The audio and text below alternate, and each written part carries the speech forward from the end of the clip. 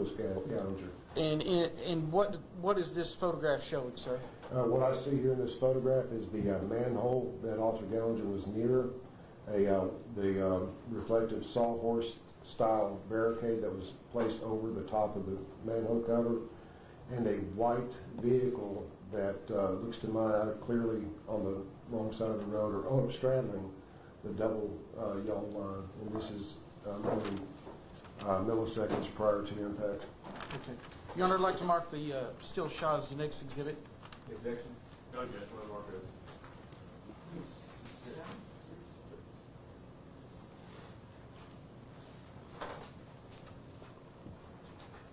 And briefly, sir, behind you, if you turn around a moment, and I guess we'll keep the lights on.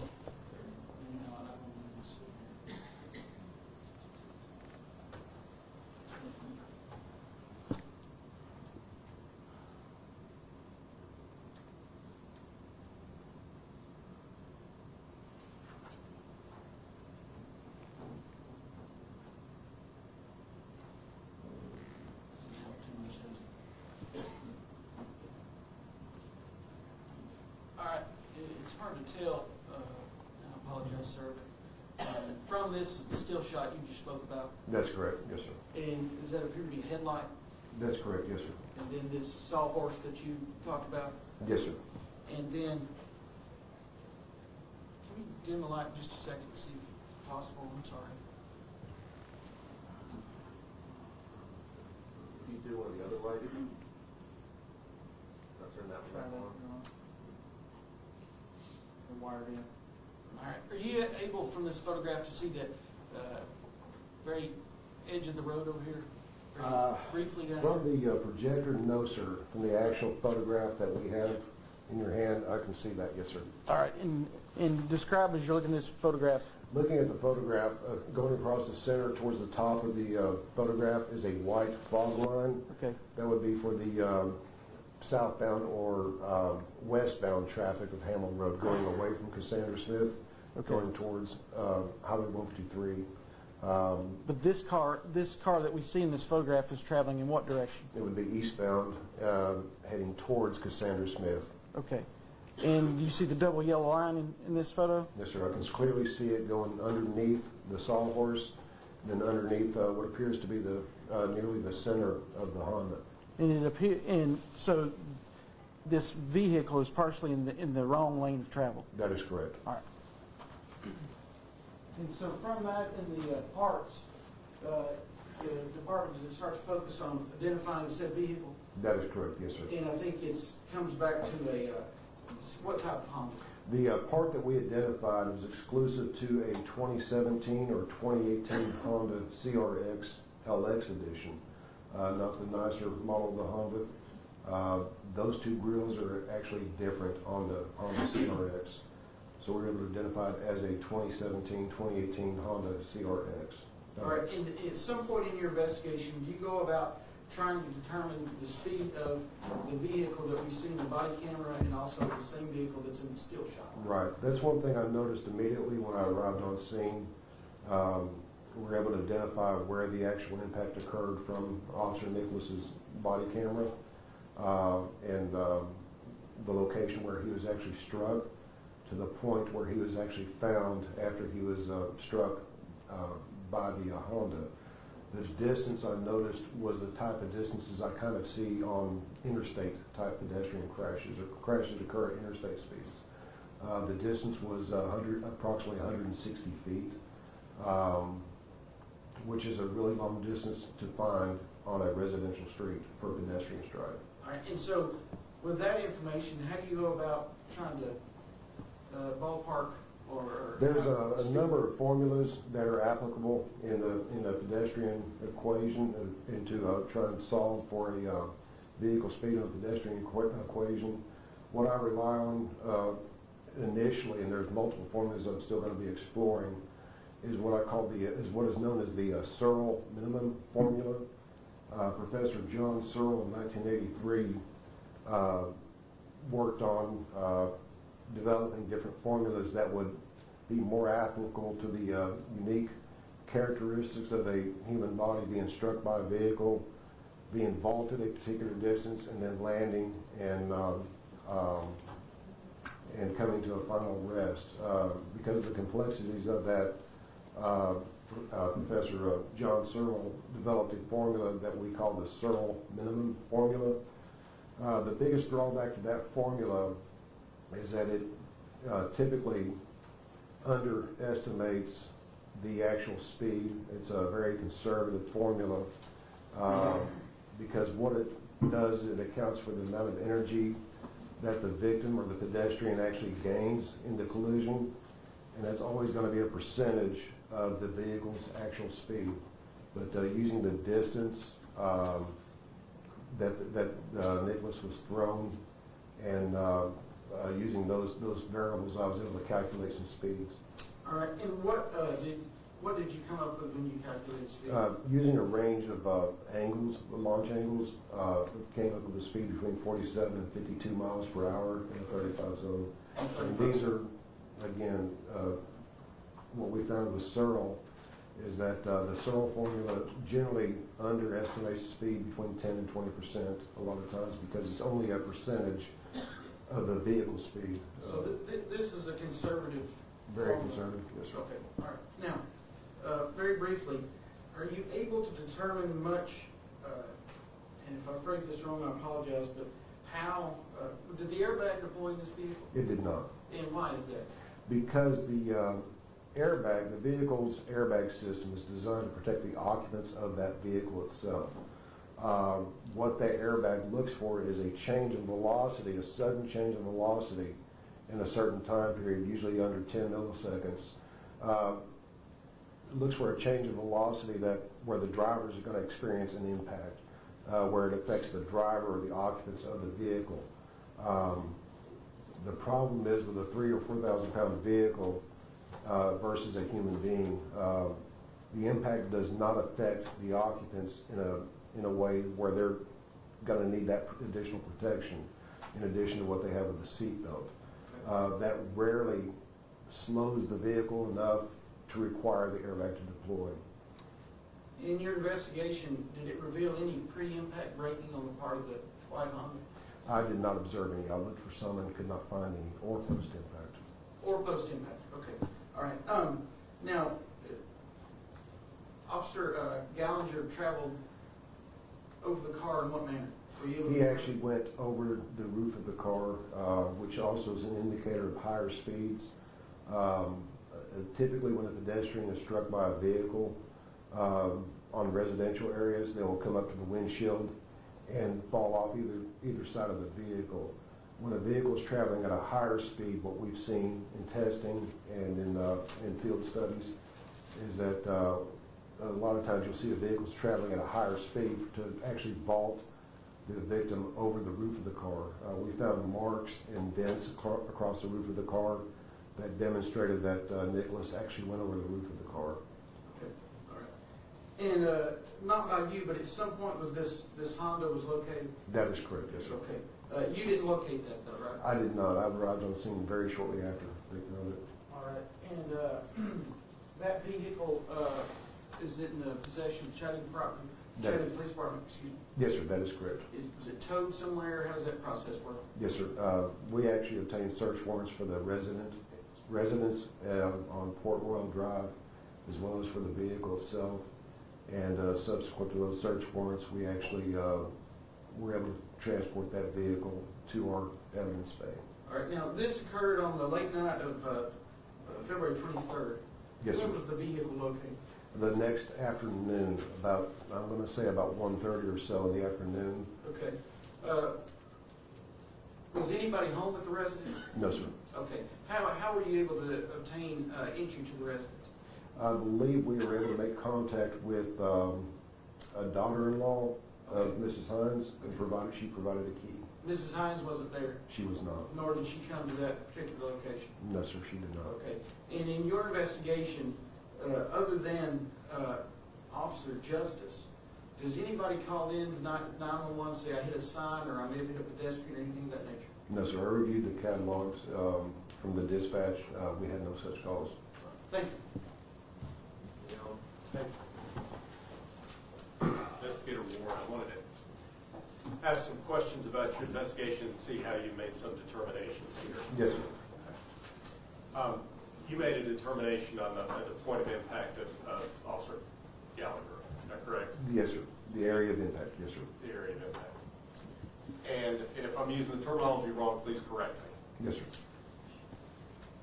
It was your opinion, based on what you observed, that the sign, what you call the barricade, the sawhorse barricade, Yes, sir. was hit immediately before Officer Gallagher. That is correct. And how far was Officer Gallagher if we're talking about traveling in the eastbound direction, how far behind the sign was he eastbound? Looking at the video and looking at where they were walking prior to the impact, watching where Officer Galinger was, and looking at the still shot, it all seems to be within 3 or 4 feet of the actual barricade. Okay. You had made some estimations of speed. Yes, sir, that's correct. And primarily those were based on the distance at which the officer was from. Is that correct? Yes, sir, that's correct. It's fair to say that there's not usable data from the body cam video that can help you determine the speed. I have not had a chance to explore that, but I don't think so. Yes, sir. Your estimates, I believe, were somewhere between 47 and 52 miles an hour, correct? Yes, sir, that's correct. So you'll correct me if I'm wrong, it sounds about like she was in a range of traveling between 66 feet per second and 73 feet per second. You would be correct, yes, sir. So we're talking about an impact of the barricade and the officer. You said they were within 4 feet of each other, correct? About, yes, sir. So both the officer would have been, the barricade and the officer would have been impacted within less than a tenth of a second, correct? Yeah, yes, we were talking milliseconds. Milliseconds. Yeah, just about. It would have been virtually simultaneous that the barricade would have crashed into the windscreen of the car and the officer would have fallen, correct? Yeah, the barricade's lower. When we're dealing with pedestrian type strikes, you have to look at the heights of the vehicle, the hood line height, windshield height, roof line height. The officer, he's approximately 6 feet tall. The barricade's approximately 3 feet tall. The barricade will not rise up to the top of the roof or to the hood of the car. It is actually probably punted forward and not up and over, I don't believe.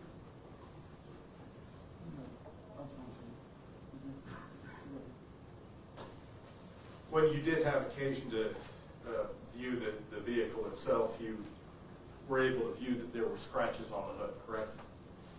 Right. And those scratches were consistent with the barricade coming up onto the hood of the car, correct? It may have. It may have. I don't think it did, but it may have. But the officer also has a gun belt that has multiple items on it that can cause scratching as well. So is your testimony today that the barricade did come up onto the hood of the vehicle, or did not? I do not know. It's likely that it did not, but I do not know because I have not had a chance to examine that part of it closely. Explain to me why, in your opinion, it is likely that it did not come Because up. of the height of the barricade. Because you look for the center mass height, barricade obviously does not weigh a whole lot. The center mass lies below the hood line. A lot of times it would be either run over or push forward and then run over.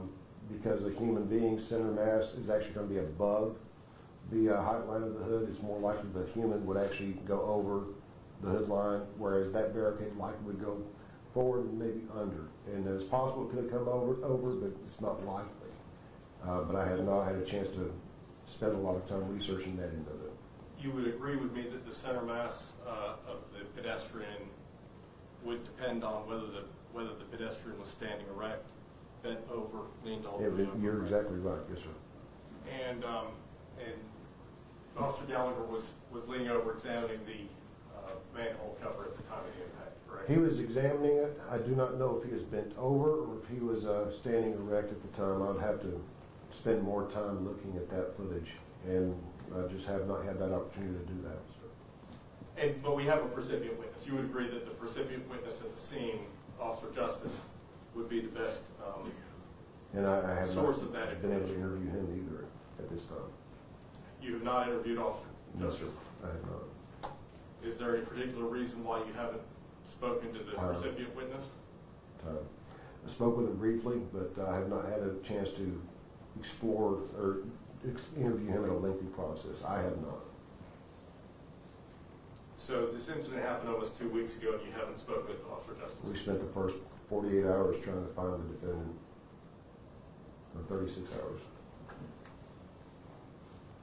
You had made a statement before relative to how you entered Ms. Hinds' house, correct? I did not, but what is the question? Excuse me. The prosecutor had asked you about how you were able to gain entry to Mrs. Hinds' house, correct? Right. And you had said that you made contact with Melissa, who is her daughter-in-law, correct? Somebody had made contact with the daughter-in-law. You just testified a moment ago that you had spent that time looking for the defendant. That's correct.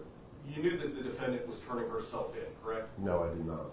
I think we looked for her well into the night, Okay. on Sunday night. No one had told you by that point. Had you spoken with Mr. Pinkston? Yes, Okay. Had you spoken with Mr. Williams by that point? yes. Okay. And no one had told you, it's your testimony here today, that no one had told you that the defendant had sought legal counsel and that she was turning herself in, correct? I had heard that she had sought legal counsel, but we were wanting her to turn herself in, and she had not. That's not my question. I was not told she was turning herself in, no, sir. I was aware she had counsel. Okay.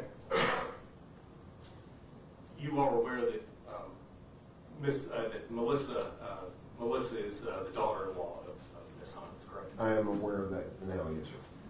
You are aware that she was contacted to give you all the keys by my office, correct? That's what I understood, sounds right.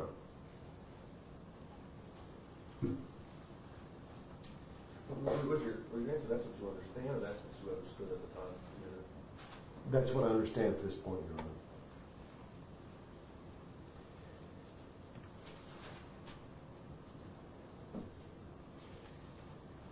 Going back a moment to the testimony you had given about the likelihood of the barrier being thrown under the car or not being crossing the hood of the car, would you be able to make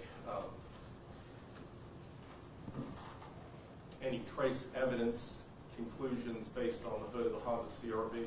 I'd have to spend some time with that. It's possible. I do not know right here. What would you be looking for to try to determine whether the barricade had actually gone up onto the hood of the CRV? It's a number of things. It just depends what I find with the barricade. I've looked at it briefly on the scene. I have not examined it since then. There's just a multitude of tasks that I'm working through and trying to get done, and that's not one of the things I've done at this time. Okay. I understand there's a lot to do, especially at this early stage. But going forward, you would potentially find scratches on the hood of the car that were consistent with the barricade, correct? I could find scratches in the car. Again, there's a number of things that would also be on Officer Galinger's body that could cause that scratching. I just don't know at this time. I have not had a chance. I am aware, sir. Okay. My question only is that you would potentially be able to match scratches from the barricade on the car, correct? I'm sure that's possible, yes, sir. And damage to the barricade or white paint from the barricade, from the car itself on the barricade, correct? That would be possible. It'd be more difficult because the bulk of the barricade is white with the reflective striping across the sides. Let's talk a little bit about the barricade.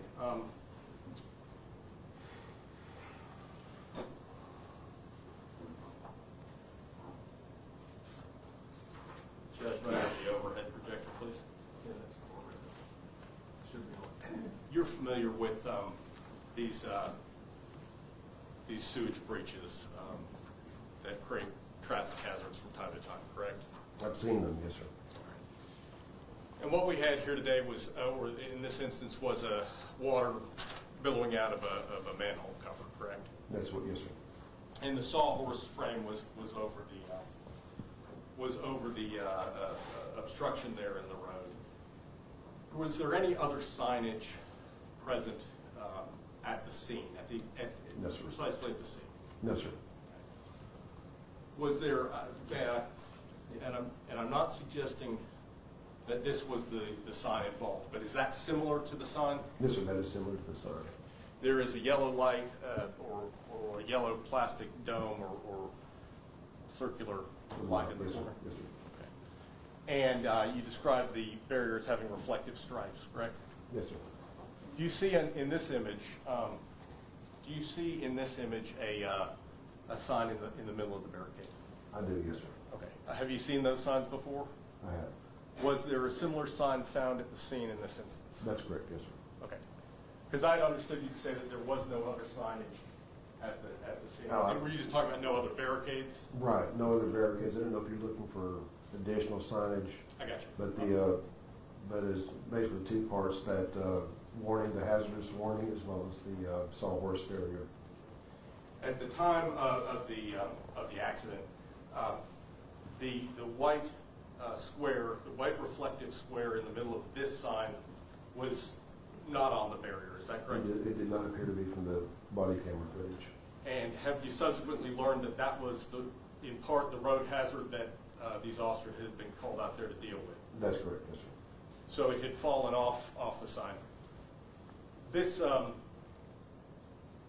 sign here would have been facing in the direction of travel. It would have been facing towards 153, correct? It's the way the sawhorse appeared to be from the body camera. The sawhorse itself has reflective sides on either side. The reflective sides were facing both the east and westbound traffic on Hill Road. Correct. But this sign, the white, the white, you would describe that sign how the square. The hazardous warning sign. That square sign from the body camera footage was actually, there's a brief glimpse of it prior to the impact. It actually was in between the sawhorse barricade and Officer Galinger. And that's what he was picking up or in the process of trying to recover. That's what it looked like, yes, sir. And that's a highly reflective material, correct? I believe it does have a reflective coating on it that headlights pick up on that.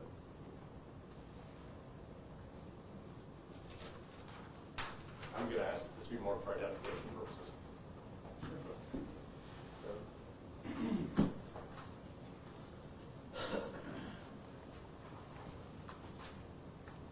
Investigator Warren, give me just a moment if you would. Judge, do you have any?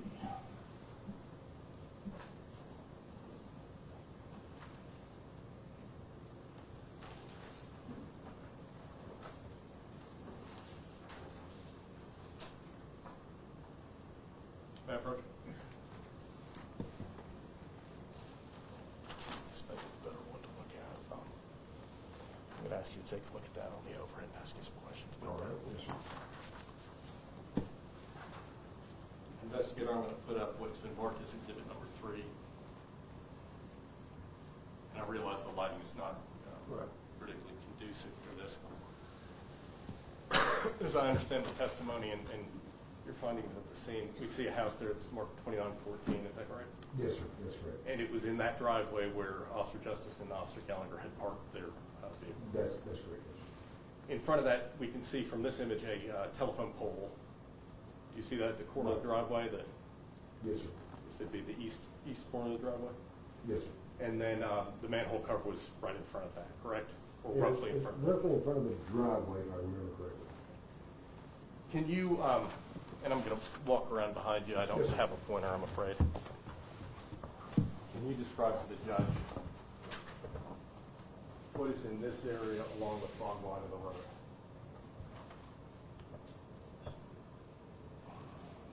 Well, there's a guardrail there, but I do not recall right now, just off the top of my head. Okay. These are trees here or bushes in this area along the lawn? Yes. And there's a guardrail that ends just about here, correct? Yes, sir, that sounds right. So you would have taken measurements from approximately that area to where the manhole cover was. Yes, sir, I do have measurements for that. Can you recall what those measurements are? No, I don't have those with me. It's on the scan data, which we're still in the process of developing. In your experience as an investigating traffic detective, for lack of a term, the weather conditions that night, it's fair to say, were wet, whether it was raining at the time or Right, the roadway was wet. And I understand that based on the body cam footage, you've indicated that Ms. Hinds was straddling the center line, or at least crossed over somewhat in the center line. Yes, sir. When there is a guardrail next to the road and the conditions are wet, is it safer with no oncoming traffic to move slightly towards the center line or to stay close to the fog line? As a driver myself, I would stay in my travel lane, but the guardrail is not actually on the roadway. And I can get you measurements, I'm sure, at some point to find out how far off the roadway the guardrail is, but that roadway is about 12 feet wide for each lane. Her vehicle is approximately 6 feet wide. So, you know, to me, it'd be safer to stay in my lane. What's the concern with water on the road that a driver might have? Less traction, so you'd want to slow down. Okay, so dangers of hydroplaning, correct? That can occur, yes, sir, at higher speeds. And would you say that it's common for people in wet conditions to try to stay away from the edge of the road, particularly when there's a obstruction, guardrail, precipitous drop on that side? Yeah, but not 10 or 12 feet away from it, or 8 feet away from it. So it's your position that you indicated the CRV is 6 feet wide. That's correct, yes, sir. About. And is, based on your findings, how much of her vehicle was in the opposing lane of traffic, meaning that the lane going westbound? It appears to be about 2.5 feet of her vehicles in the westbound lane. Is that based on your measurements, or is that based on the body camera footage? Based on the body camera footage and just you know, being able to recognize distances, and just as an approximation. In the course of your investigation, were you able to obtain video footage from any other surrounding residences or institutions, establishments, anything like that? We have. We're in the process of reviewing that as we speak. Have you reviewed any of that at this point? I have. I've reviewed some of it, yes, sir. And were you able to obtain, there's a church on this road, correct? There is. And were you able to obtain video from that church? I think we have. I have not seen that one yet. Okay. What have you observed in the videos that you have obtained? There's a residence or near Adams in Hamill Road.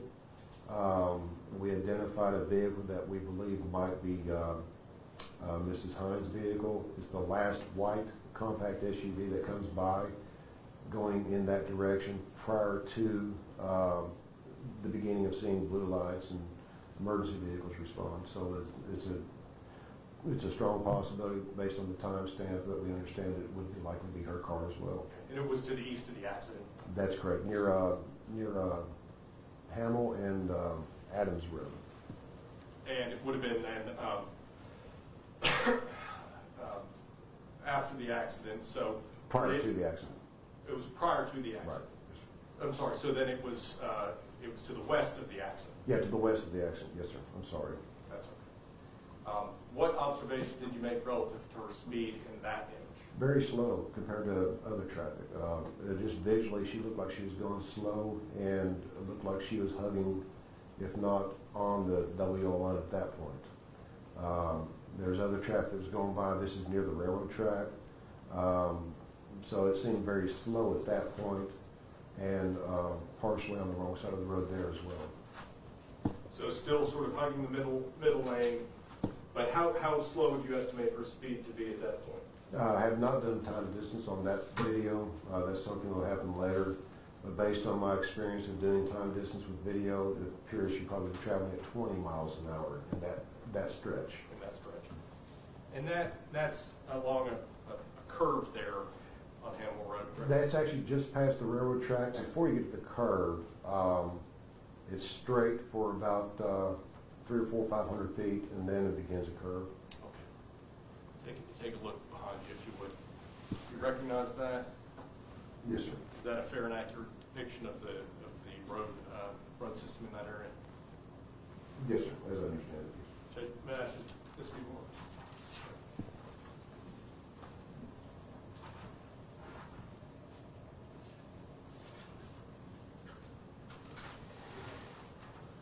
I'm going to show you, investigator, what's been marked Exhibit A, and ask you if you would to help me identify. Or rather, may I approach? Yes, sir, you may. I mean, sorry. You've promoted yourself. I have. Okay. If you would just circle for me the approximate area where, both where you obtained the video from and Right. also where the accident occurred. This would be the location at Adams, where this video was shot. Would you just write video for the purposes of the record on there? Right. As I understand it, and the crash is going to be in this general area right here. And just if you would just write crash down. Thank you. Yes, sir.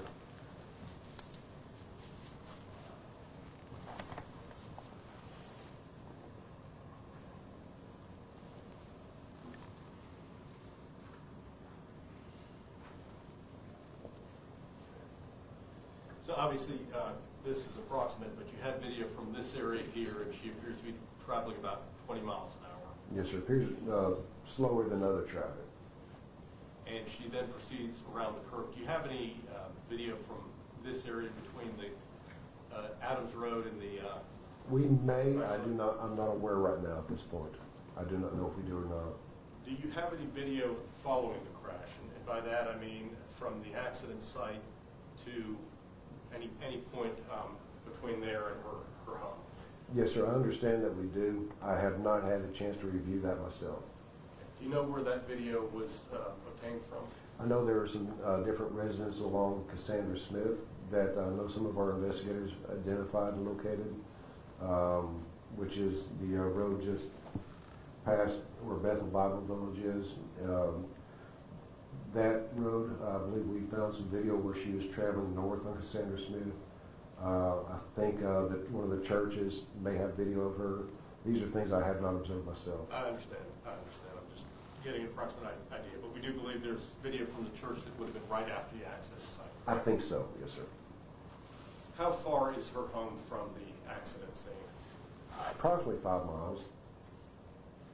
You're familiar, obviously, with traffic laws Yes, sir.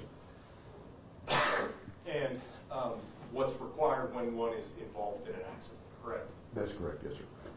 And as I understand it, after an accident occurs, if one is aware that there has been serious injury or death, correct? Right. One has an obligation to stop. Yes, sir. You indicated that there was no breaking information that you were aware of. What I'm referring to when I think General Pinkston has asked me about braking. He was asking me about brake marks. That would be heavy braking, as in slamming on the brakes. That would leave tire marks. I did not observe those. In response to a collision or an emergency, a driver would slam on the brakes and leave brake marks. Those types of marks I did not observe. But those also could be influenced by the amount of water on the road, correct? Right, but in heavy braking, even with wet roads, I still am able to identify tire marks through wet roads. Certainly, they may be visible, but it's harder to make a determination about how hard the brake is, correct? Generally, no. If you're having brake marks in the roadway when it's wet, if there's tire marks that occur on the roadway when it's wet, that's definitely from heavy braking, which means that, I can definitely determine that that's what we would refer to as 100% braking or effective braking. So, in your opinion, your testimony today is that it wouldn't make a difference that there was standing water of 6 or 8 inches in the area of the impact. And I'm sorry, can you rephrase the question, sir? Well, you're aware that water was billowing out of the manhole cover. That is correct, yes, sir. And you were able to observe that on the videos, correct? That's correct. And I just want to understand your testimony with respect to how water of that depth might impact tire marks. Right, and that probably 15-foot radius of where the water was billowing out, yeah, I would not likely expect to find tire marks in that 15-foot radius where the water is billowing out. Just immediately prior to or after that small area, I would expect tire marks, and I did not find any. Okay. But it's reasonable to expect that if somebody hits a sign or hits someone and they're aware of it, assuming that were to be the case, they would hit their brakes at that point, correct? Right. Most people who are sober and aware would recognize that they need to come to stop and see what happened. Have you made a determination that the defendant wasn't sober and aware? I'm finding information that leads me to believe that this driver was possibly, one of the possible outcomes is the driver may be impaired. And that's based on finding a vehicle that's driving slow in one portion of the roadway near Adams Road, fast in another portion where the accident occurred on the wrong side of the road, and leaving the scene. That's a typical response I would find from an impaired driver. So those are indicators of impairment to me. But the speed at the time of impact was based on your calculations, correct? Yes, sir. And the 160 feet that Officer Galinger flew. No tire marks in the area immediately surrounding the manhole cover because the water was too deep, correct? Right, in that 15-foot radius. Have you accessed the event data recordings from this incident? I have. And was it a registered incident? And by that I mean I may be using the wrong terminology. You're close. Was there any data recorded? I understand there wasn't an airbag deployment, but Yes, based on any actions of the driver, was there data obtained? Not from the crash data retrieval system, from the airbag control module. The airbag control module will generate a recording of events. If there is an airbag deployment, in some models, depending on the make and the model, some models will actually generate data if there's what we call a near event, where the accelerometers recognize that there's enough of an impact, we need to wake the system up, and as it works through the process, it decides not to deploy airbags. It still may record data. In this particular model, we do not have a near event that was recorded as well. There's no events recorded on the crash data retrieval system.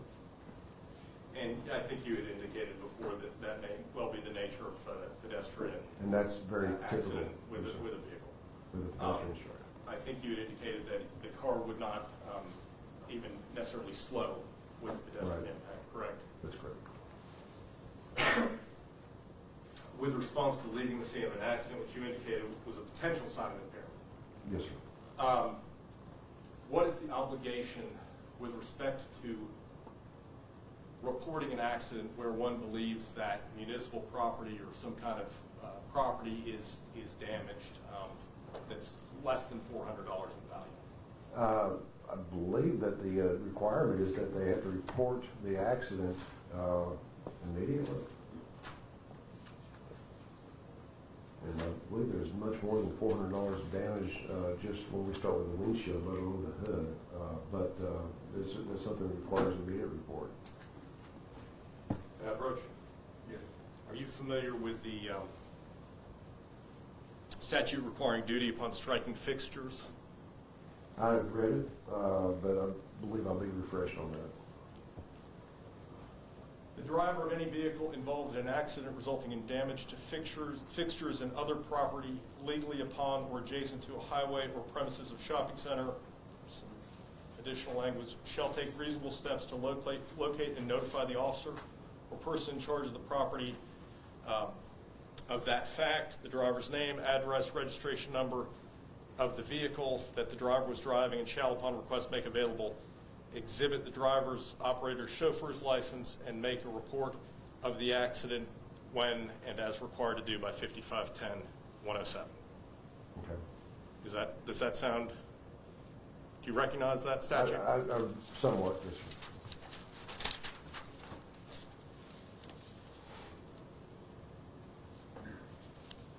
Could you read to the court subdivision A, if that's of the.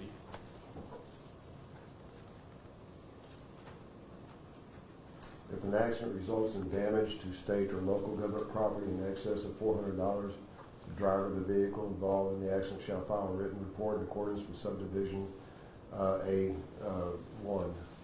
And what does subdivision A1 say with respect to that?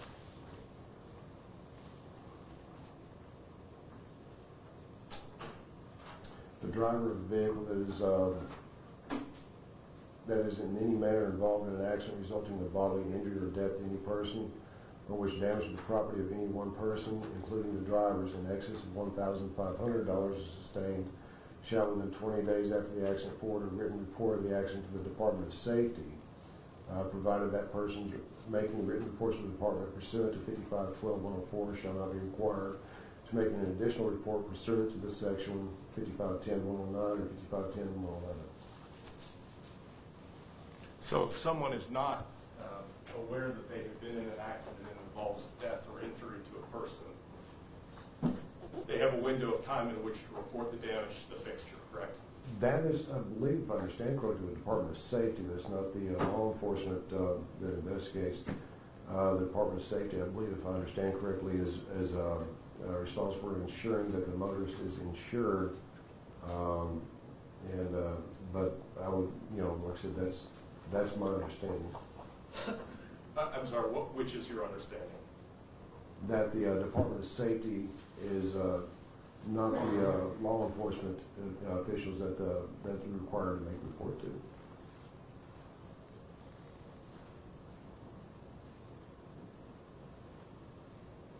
There are statutes that relate to the immediate report of an accident, correct? Yes, sir. 5510-106, immediate notice of accident. There's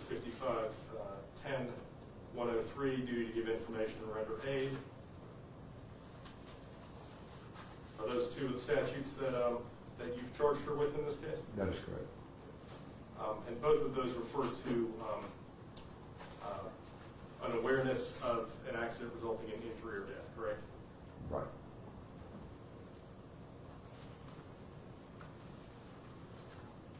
You charged her with violation of a traffic control device. That would be the barricade that was actually in the manhole, covering the manhole cover.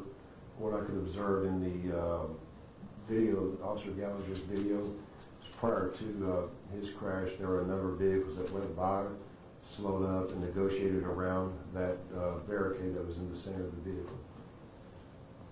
They were center of the roadway.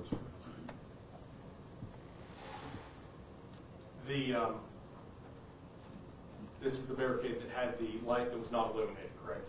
I don't know about the light, if it's illuminated or not, but it is reflective in the roadway. But it is in fact a light. There is a light there, yes, sir. Was there a battery pack attached to that light? I do not know. Have you examined that barricade? I have not closely, no, sir.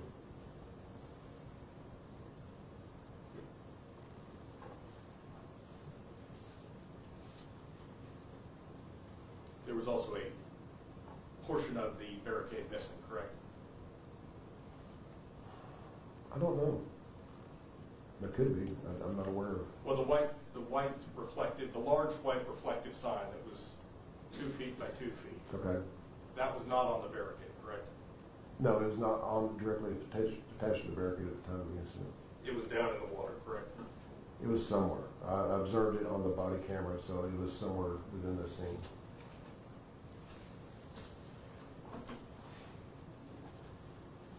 Judge, maybe all I have is have one moment.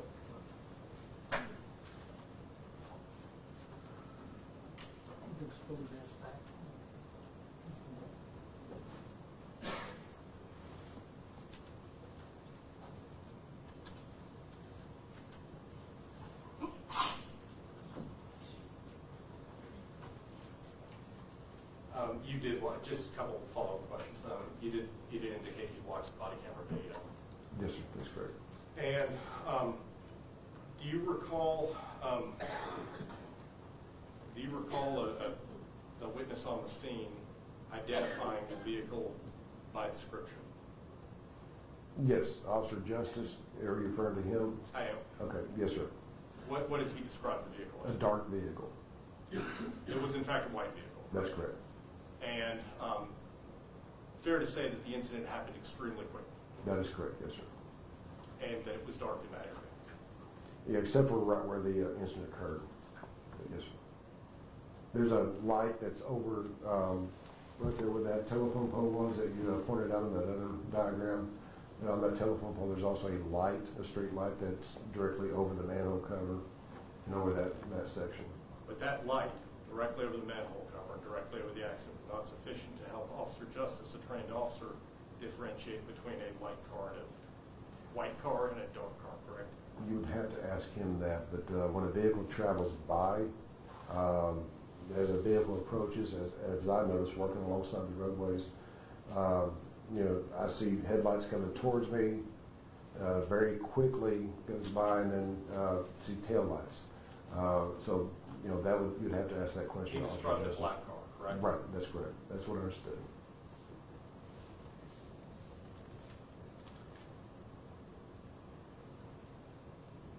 I have to ask you why it is that the Tennessee Highway Patrol wasn't brought in to investigate this accident. They're actually on scene with us, and we were looking at the crash with us. That was not my decision to make, but we do have the tools and the capability to investigate these crashes. The reason I ask is because obviously this is a very upsetting incident for everyone involved. Right. I would imagine particularly so for the Chattanooga Police Department. It's tough, yes, sir. And is there some reason why Tennessee Highway Patrol would not be equipped to conduct the type of investigations and to sift through the evidence in this case that you're aware of? That was not my decision, so I don't know. They are equipped. Their skirt team has a lot of the similar equipment we have. We have access to a lot of the similar equipment the skirt team has. We also rely on each other, the other agencies, to help process these things. We contacted Hamilton County Sheriff's Department, worked with them. We work with THP regularly. So I guess, the question is which name is on the report is what you're asking. I don't know why that would be. But we all participate in these investigations together. That's I typical. understand it was a Jurisdictional, multi-agency. right. You mentioned Highway Patrol, you mentioned the Sheriff's Department. Right, yes, sir. They also have an accident reconstructionist, correct? Right, yes, sir. And they also have the equipment to investigate a crash like this Right, and collect evidence, correct? that's correct, yes, sir. Judge, that is all I have. Very briefly.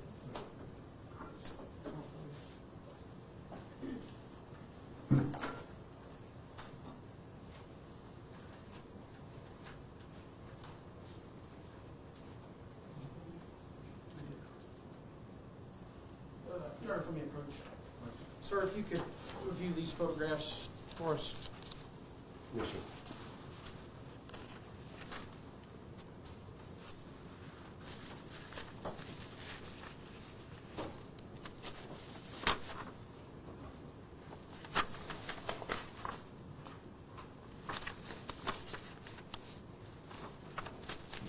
You recognize those, sir? Yes, sir, I do. And what are we looking at in these photographs? The 2017 Honda CRX that was registered to Miss Hinds. Okay. All right. Your Honor, I'd like to mark the next 5 photographs, 6 exhibits. Any objection? No, Your Honor. That was registered to her. That's correct, yes, sir. In the inventory of the vehicle, I believe the police department recovered several empty pill bottles. That's correct, yes, sir. Okay. Do you recall where in the vehicle they were located? I believe 2 were found in the center console, and 1 was found in like a purse or like a handbag type thing. But I didn't recover those. That's just my memory. Yes. And collective exhibit 8. This is a photo of the vehicle. Is that correct? Yes, sir, that's correct. And it appears that the hood is quite damaged. Yes, sir. In previous testimony, the grill's even missing, is that correct? That's correct, yes, sir. All right. And from these angles, appears to be significant windshield damage. That's correct. Okay. And did the police department also recover from the windshield what may be human hair and or human tissue? That's correct, yes, sir. And so, how large would you describe this damage to the windshield? In code, that happens, yes, sir. But it's not, is it a normal thing? Not normal for normal drivers, no, sir.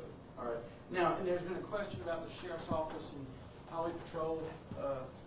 Are all those agencies generally involved in these, your collision investigations? Yes, sir. And you're not averse to submitting your findings to some other agency for peer review? That's actually exactly what I do, is I submit my information to other agencies, other experts in the field, what we refer to as peer review, make sure I'm not missing something, make sure I'm not misinterpreting something. We put several fresh eyes in the field of reconstruction on it. So, which will happen with THP and with Hamilton County Sheriff's Office. We work really well together. Thank you. Any crossing that line? Very briefly, just can you think of any other reasons why somebody who's just had a crash into a road sign might decide to proceed to 5 to 10 minutes home from the scene of the accident without? If someone has a active warrant, doesn't have a valid license, or for some other reason doesn't want to contact police, would do something like that. That exhausts your understanding of why someone would do that? Most people, when they're involved in a collision, the first thing to do is they call the police. Can't think of any other reason. My imagination's not that good, no, sir. Okay. How about if you're a woman, it's late at night, Okay, it's dark, okay. you've just had to hit a sign, correct? You raising a hypothetical question? I am. It's an expert. Just hit a sign, Okay, and you're 5 to 10 minutes from home. okay. Can you imagine a scenario where somebody wouldn't necessarily pull over and call the police to say they've hit a sign? If it obstructs a windshield like it did in this case, I would think that'd be very dangerous to try and drive off with that windshield.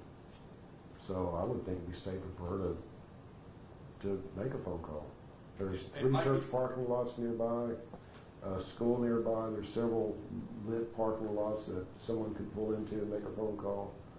Gas stations up and down Hamel Road. A number of locations where a person, I would imagine, could feel safe to make a phone call to police. But I just can't imagine someone will try to drive with their vision that obstructed.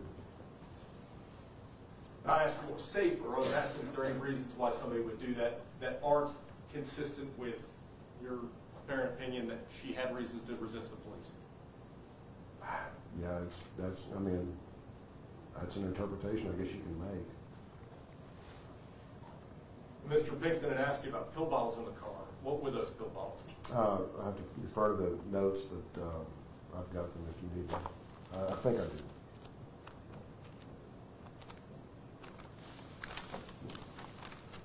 I may just have a digital copy, and the actual physical copy may not be in this folder.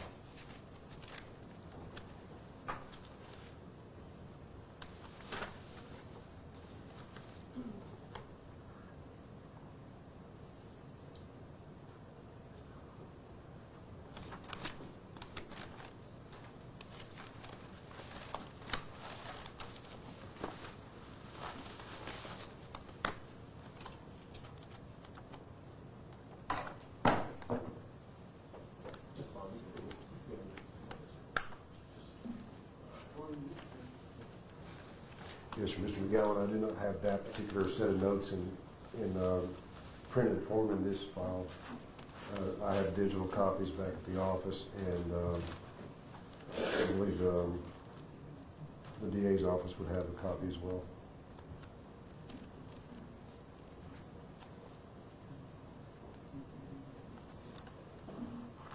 So you don't have any indication about what those bills were? Yeah, I just hate to tell you from memory what I think those pill bottles were. I just don't recall. That's fine. No indication at this time that she had consumed any of those pills or that those pills have any relevancy to this case, correct? I do not know. No indication at this time that those pills have They any were relevancy to this case. They were empty. All of them were empty, correct? I think so. I'll double check, but that's my recollection. That's all I have, thank you. Officer Treadcone will be the next witness. All right, thank you very much, sir. Thank you, Your Honor. I'm going to take a brief 5-minute recess, but we'll be back here in 5 minutes.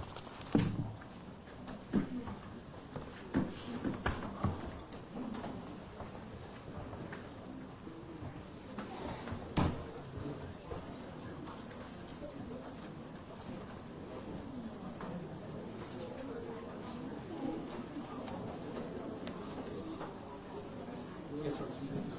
Oh, that's fine.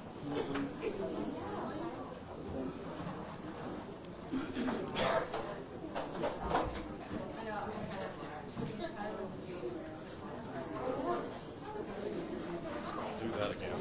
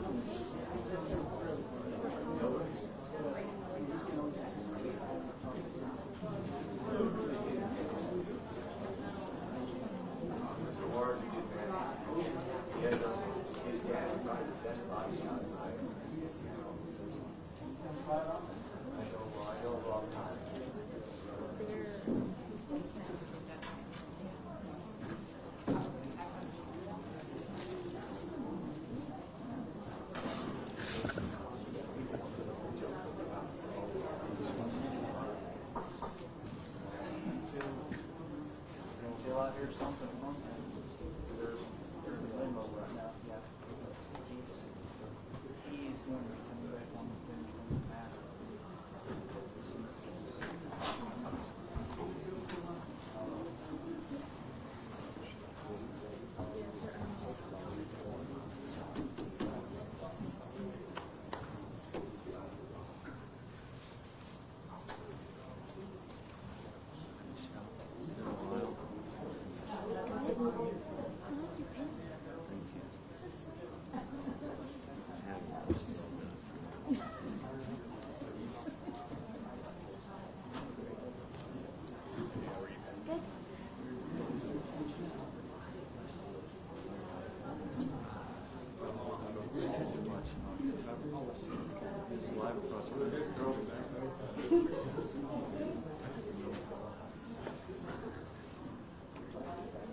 Keep the elbow being on the I've been up my front center.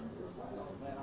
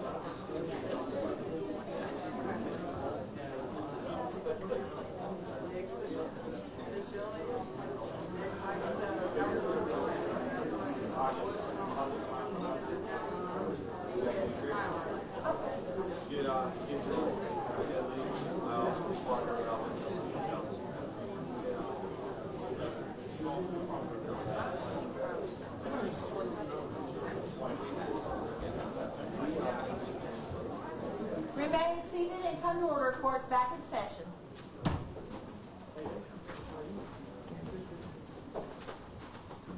Yeah, be seated. All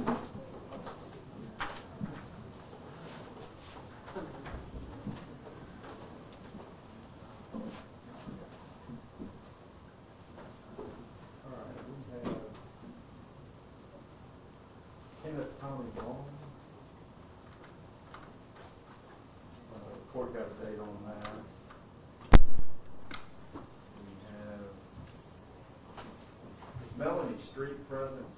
All right, Ms. Street, in about 30 minutes, we're going to have your hearing down in Division 3, Judge Toole's courtroom, which is at the end of the hall. So we'll start that in about 30 minutes, so you'll need to make your way down there. Mr. Dixon is your lawyer. He was looking to speak to you before we started.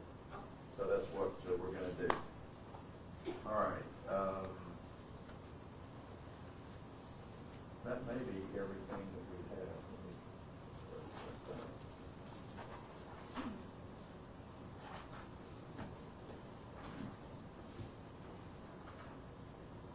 Governor of the court issue process on. Okay. As the governor was not present. And Your Honor, did we get a new date on Rowan? I think we did not. That's another.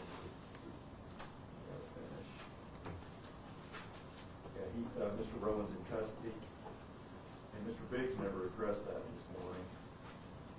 Your Honor actually came by while you were at lunch and we were discussing potential dates.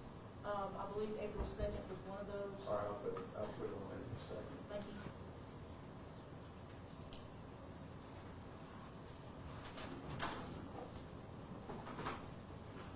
I believe that's all I have. Okay. All right, thank you. Thank you.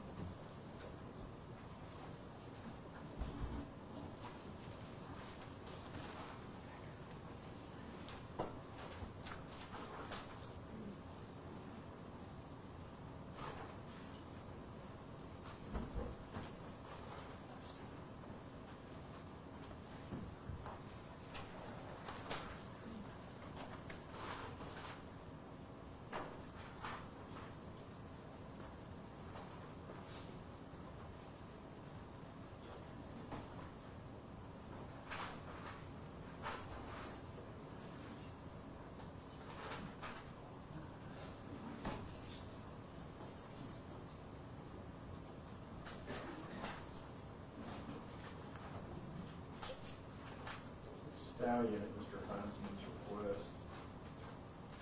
Stallion and Forrester.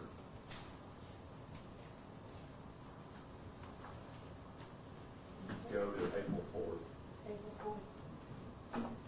Stallion and Forrester. Right. And we just put the Rowan on April 2nd.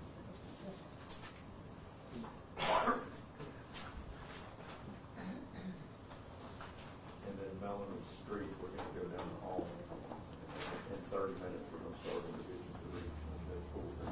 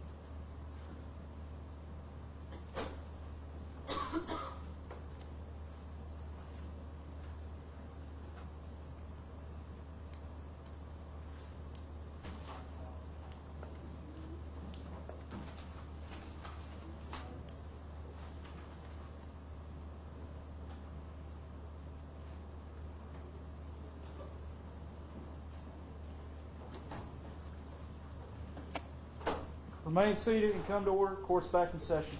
All right.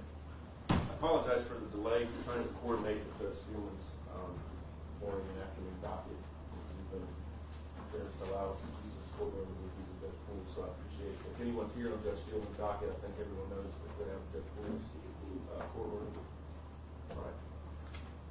All right. State's ready to call the next witness. So I'm sorry. Yeah, straight around. Officer Truncone?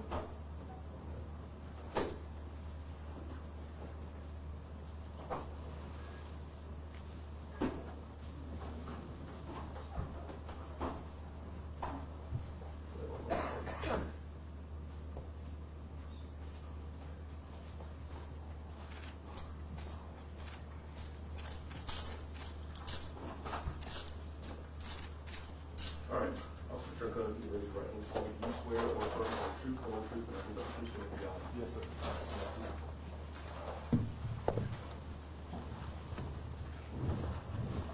Sir, introduce yourself to the court, please. Detective Giuseppe Tronconi, And you work for who?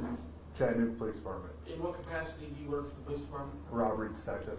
Robbery detective. Okay, so how did you become involved in a vehicular homicide investigation?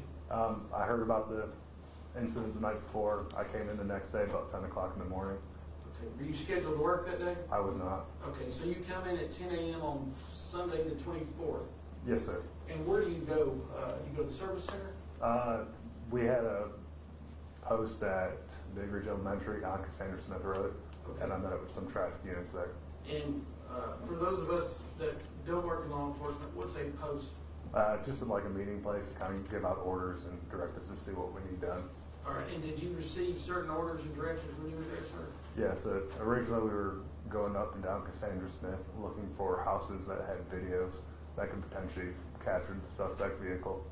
Okay, were you successful in that endeavor? I don't think we found anything that was of use, but All right.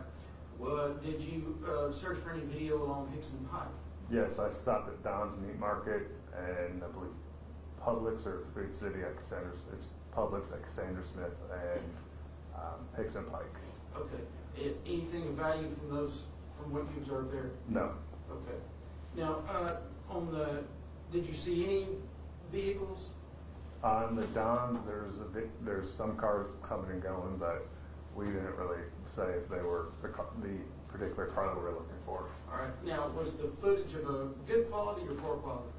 It was good, but it was out on the road, Okay. so it's not in their line of sight, I guess. Right. And at some point, you are searching for a white. A white Honda CRV. All right. What do you do in that search? At some point, I go up Hickson Pike, up through Lakeside. I start going in and out of subdivisions, apartment complexes in the area. Finally get to Port Serena and locate a newer model white Honda CRV with front end damage. Okay. Did you get out and inspect the vehicle? Yes, sir. And how would you describe the damage to the vehicle? The front windshield is completely shattered, just spiderwebbed all across it. It was missing the front grille. There was definitely front end damage. Okay. Were you aware that a Honda grill was found at the scene where the officer was? Yes, sir. Okay. And so, what do you do at this point? I call in the dispatch that I have located a potential suspect vehicle and inform traffic units to respond up to my area. Do you call in the license plate number? I do. And did you later learn that that vehicle is in fact registered to the defendant? I did. And that was her residence? Yes, sir. Was anybody home at the residence? No. Okay. So you come in on Sunday at about 10 a.m. Yes, sir. And when, if you recall, when did you locate this particular vehicle? It was after 12, between 1 and 2, give or take. Okay, so several hours. Yes, sir. Now, was there any pattern you went in, or you just started going through subdivisions and things like that? Just going through subdivisions and seeing what I could find. There's no direct pattern. All right. Was anybody with you when you found this vehicle? No, sir. All right. And Port Drive is here in Hamilton, city limits, Chattanooga? I don't think it's city limits, it's Hamilton County. Hamilton County. All right. Thank you, sir. We go. Afternoon, Officer. Hello, sir. Excuse me. Only one question. Do you know what time you located the vehicle? I couldn't give you the exact time. It was somewhere afternoon, 1, 2 o'clock-ish. Couldn't give you the exact time. That's fine. Thank you. All right, thank you, Jack. Thank you, Your Honor. Justin Kilgore? Justin Kilgore, officer.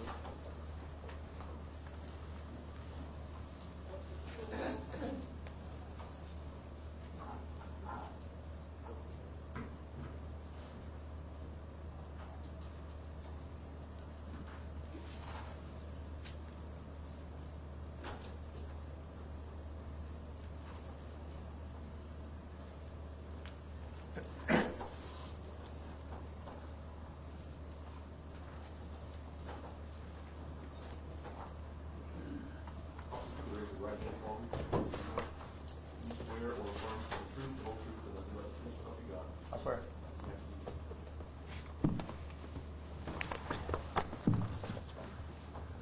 Would you state your name, please? Justin Kilgore. And are you employed with the Chattanooga Police Department? I am. What do you do with the Chattanooga Police Department? I am one of 3 supervisors for the traffic unit. Okay. Are you a sergeant? I am. All right. And how long have you been doing that? I've been with the police department for 18 years. I've been a supervisor in traffic for a little over 4. I've been a supervisor since 2013, August 2013. As a supervisor over traffic, what are your duties? Really to assist my guys. Make sure that my guys, well, first of all, they're the experts, we say that. So I come along and assist them and make sure that they don't need anything and help guide them in any direction or assist further chain of command for working on things. At some point on February 23rd, 2019, did you become aware of an accident at Hamill Road here in Hamilton County? I was contacted via phone by Investigator Buckner and dispatch. All right. And what did you do once you received that information?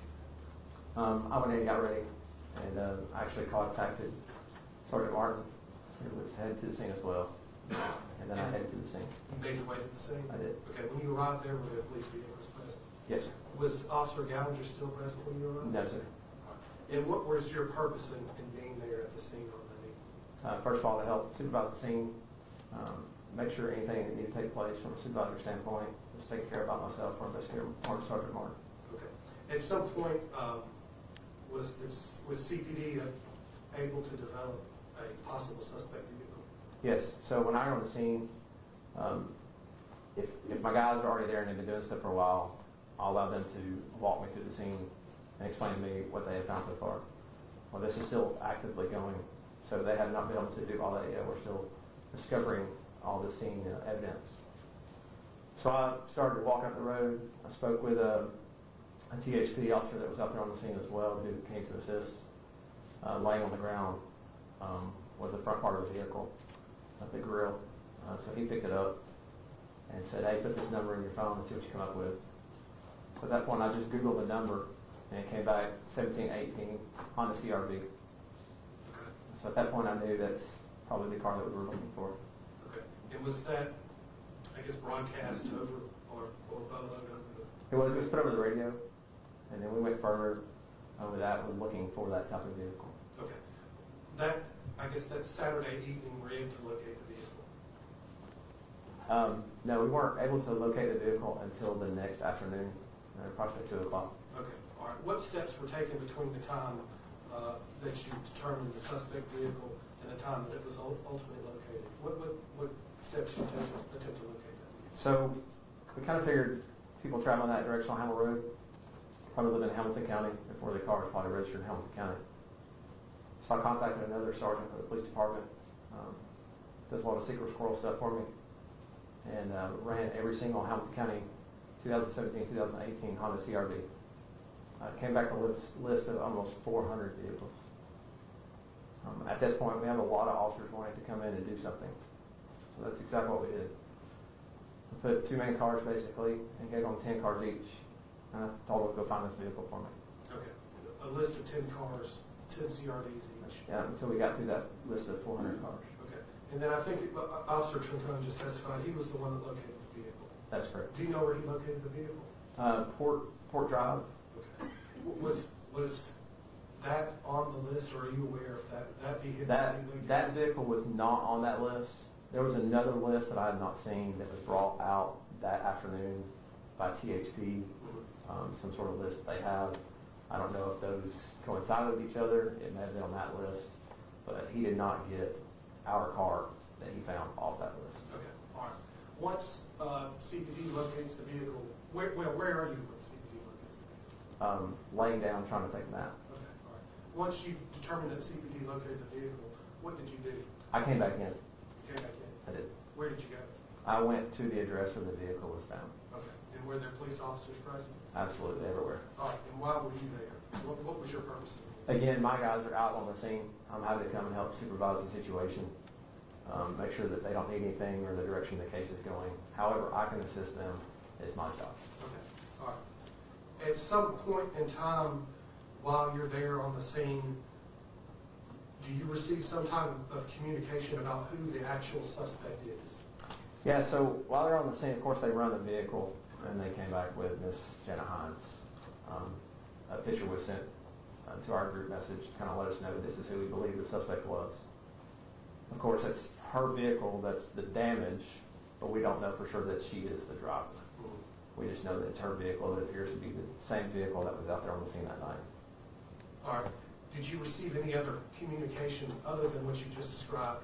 I did. That was involved? What I was it? did, and I'm going to pull it up here.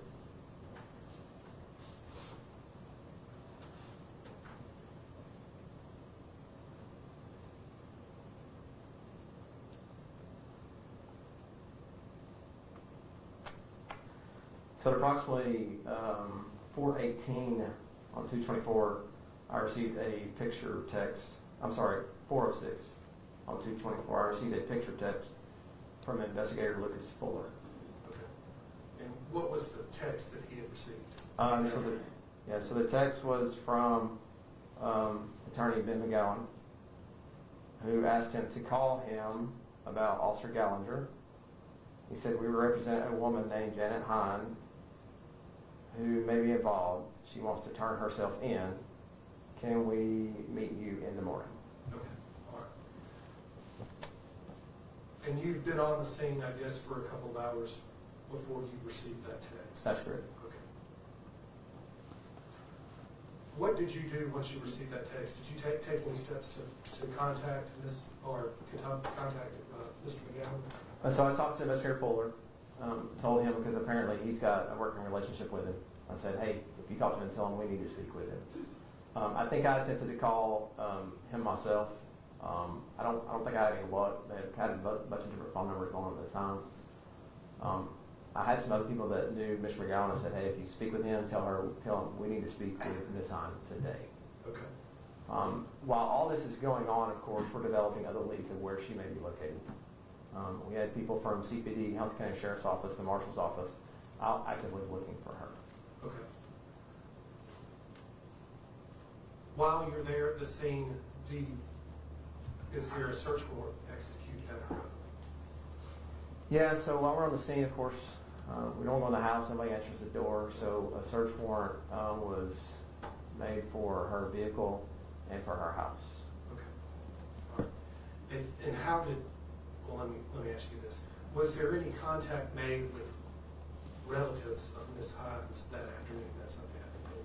Yeah, so officers went to her parents' house twice. The second time, I think they made contact with her mom. Officers also located her son and daughter-in-law, and they followed into the police services center where they were interviewed by Investigator Frisbee. Okay. How many times did officers go out to her parents' house? I believe twice. Okay. Was she located at that residence? She was not. Okay. And then you said that her son and her daughter-in-law came into the service center. Is that correct? That's correct. Also, her sister contacted us and advised that she would like to speak with us. She also met at the services center at the same time. Okay. So son, daughter-in-law, and sister go to the service center. Is that correct? That's correct. Okay.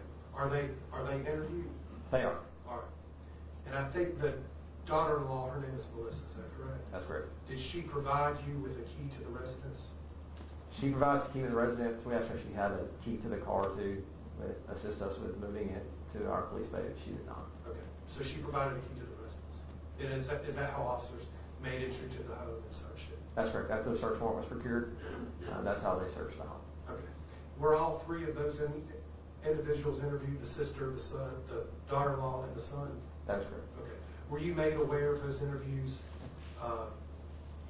made aware of the defendant's whereabouts after those interviews? I was made aware of the interviews. Matter of fact, I sat in on her son's interview for just a few minutes.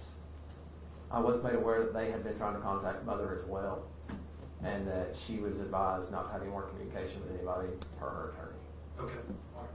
But did they know where she was? They had no clue where she was. They had no clue where she was. Okay. Did your attempts to locate her end after that? No. So they had several addresses they checked. They checked a boyfriend by the name of Jimmy Jackson. They had 2 different addresses there. They interviewed him. They checked a friend's house. I can give you her name in just a second. Karen, and I don't want to butcher the last name, it's a 24, I don't get the address either. It's a Sunny Daisy address, Kankowitz. Okay. And she had said she had not spoken with her. They also checked the post office in Sunny Daisy, where she is the postmaster. Okay. Who went to the post office, do you know? We've been some of our fugitive guys, Hamilton County and marshals. Okay. And is all this Sunday evening? It's Sunday evening, Sunday afternoon, Sunday evening. And was she located at was it her boyfriend or ex-boyfriend? Where she was located, Well, Jimmy Jackson, I guess is the person? it says her boyfriend. Okay. Was she located there? She was not. Was she located at her friend's house? She was not. Was she located at the post office? She was not. Okay. At any point in time, were you informed when and where she intended to turn herself in? Yeah, the next morning, I was advised by Joe Warren. He had been contacted by the TBI. She had been put on the TBI's top most wanted list that evening, and they contacted him that next morning and said that somebody had made contact with them, that she wanted to turn herself in. So Investigator Buckner waited at the Police Services Center for her to come there the next morning. Okay. And that was Monday morning. Why was it important to the investigation that she be located as soon as possible? I suspect at the time that she'd possibly been consuming alcohol. We wanted to try our best to get blood work from her as soon as possible. Also, we were told during interviews that she may be a harm to herself, so we wanted to find her for her protection as well. Okay. Were you made aware, or are you aware if CPD or law enforcement was able to draw her blood or take a sample of her blood when she turned herself in? They were. When was that done? In relation to when she turned herself in, do you know? No, it would have been shortly after that. There was no interview to take place because per her attorney, she didn't want to speak with anybody. We just move on from that. All right. That's all the questions I have. Mr. McGowan? Sergeant, I just have a couple of questions. Okay. I'm very sorry for what you're going through. Thank you. You and I, you received a text from Lucas Fuller, I did. Detective Fuller, and indicating that, and you said around 4:18. It was like 4:06. There was 2 different messages there. The message had come in earlier than that a little bit, correct? Like 10 minutes before that, I think that you had sent to him. You and I didn't talk at any point. No, we did not. There was no, you were not a direct witness to any calls being made to me asking to turn her in, correct? I was not aware, however, being the lead, I have my investigators and they're funneling everything to me. So if anybody made contact with them about her turning herself in, that would have come to me. Right. So I would be aware of her wanting to turn herself in because they would have let me know that. Right, exactly. But you're not aware of anybody reaching out to me and asking, will you turn her in now? Will you turn her in today? Anything like that? I did make contact with some people that knew you personally and asked them, make contact with you and ask her to turn herself in today.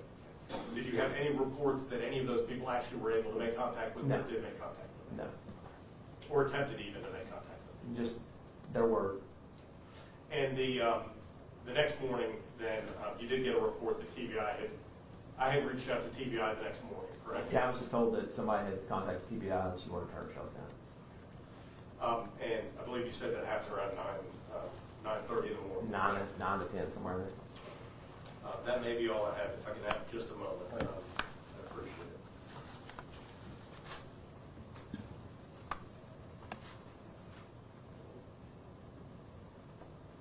Okay, and that would have been Monday morning, correct? That is correct. A day and a half later. Thank you. Further? All right.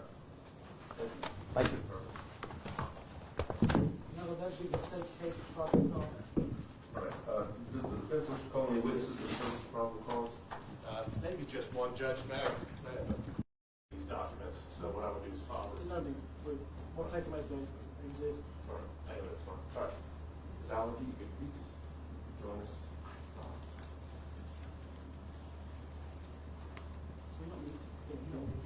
We agree. Could you raise your right hand, Ms. Allen, before you sit down? For me, do you swear or affirm the truth, the whole truth, and nothing but the truth, so help you God? I'm afraid you don't get off that easy. Thought that was going to be it. Sounded good. Would you,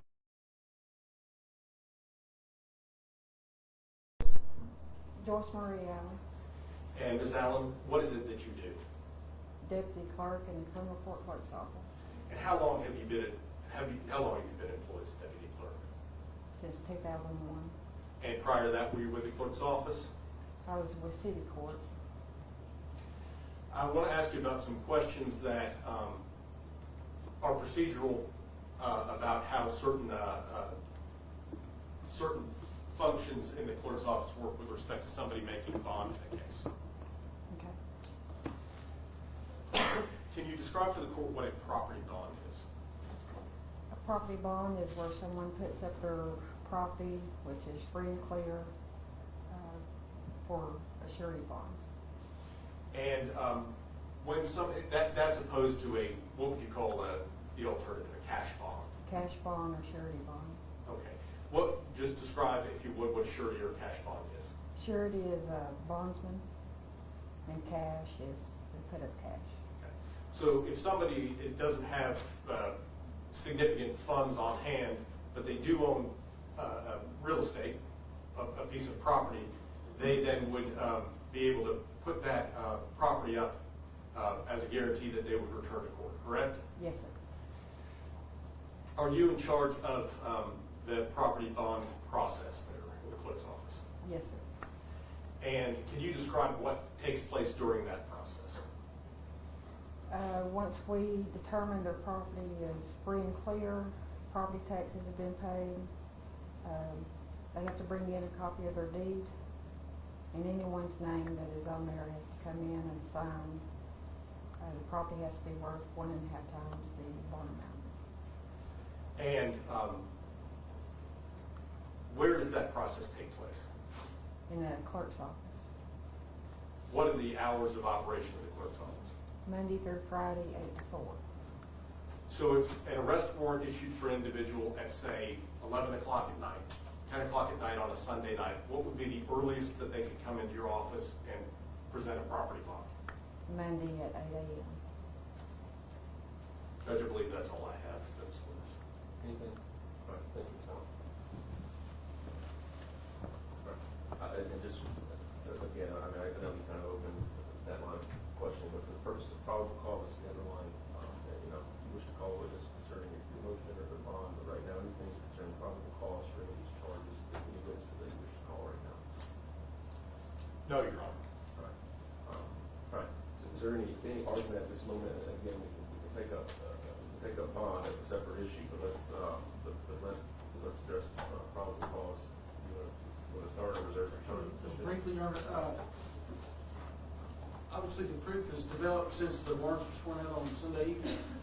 Originally charged with vehicular homicide by recklessness, but now before the court we have a quite substantial amount of evidence that would indicate on a probable cause basis that the charge could be upgraded to vehicular homicide by impairment, as well as an additional charge of a DUI. The impairment comes in the form of the individual from Farm to Fork. Talks about the 4 drinks that she served the defendant, and we also have the testimony of Investigator Buckner, who observed her on video consuming an additional 22-ounce beer that was not reflected on her receipt. And so if you essentially do the math, she had 72 ounces of beer between the hours of 7 and 10, approximately 10:30. That's approximately 6.3 12-ounce beers plus an additional lemon drop shot that it could easily lead to impairment. And the court heard the testimony of Master Sergeant Warren that talked about indicators of impairment, slow speed, then increased speed. I think according to him, 2.5 feet of her vehicle is in the opposing lane, which is, if you recall, the vehicle's width was 6 feet, so almost approximately half of her vehicle's in the other lane. The vehicle doesn't stop, obviously, and so I think all these are factors, as well as the other underlying charges that can be added to the DUI and the vehicular homicide by intoxication. So the point being is, at the time these warrants were presented, Judge Sells set the bond of $300,000. The proof for the state has increased, and that would be the state's opinion. And when the court wants to be heard on bond, but believe we've met probable cause on all other charges. And I respect all the other charges as well. Yes. All right. All right. I think you. All right, Mr. McGowan. Thank you, Judge. Judge, there's no evidence before this court other than speculation that would result in an upgrading of these charges. Mr. Pinkston indicates that there has been testimony about alcohol being consumed during the course of that evening. I made an objection that the best evidence is not available for this court to make that determination. Further made an objection that there is no expert testimony as to those issues before this court, and how that sum of beer, which Mr. Pinkston calculates as being 72 ounces, would impact someone of her weight and size, relative history. Judge, quite frankly, the court cannot arrive at a determination that there was impairment absent any scientific evidence or absent any expert testimony on how that would affect someone's metabolism at that point. Certainly we can get up and make the argument that 1.5 ounces of alcohol is digested every hour, and that this would be consistently within that limit. We can make a further argument, Judge, that she had consumed the alcohol immediately before leaving the premises, and therefore at the time of the accident she was not over the legal limit or was not impaired in any form or fashion. There are equally innocent explanations as to why she is traveling in the section of road that she is. Mr. Pinkston makes note of the fact that her car is straddling the lanes. We are talking about a dark and rainy roadway, Judge. There is a metal guardrail to the right side of the road in her direction of travel. It is there are precipitous drops on either side of that road. It is commonsensical for most people, if not consistent with Investigator Warren's testimony. It's commonsensical for most people to try to avoid the edge of the road if there's no oncoming traffic, Judge. I suppose that would be a necessity argument for the violation of the lane, but I think it's consistent. It is more consistent with good sense than it is consistent with impairment.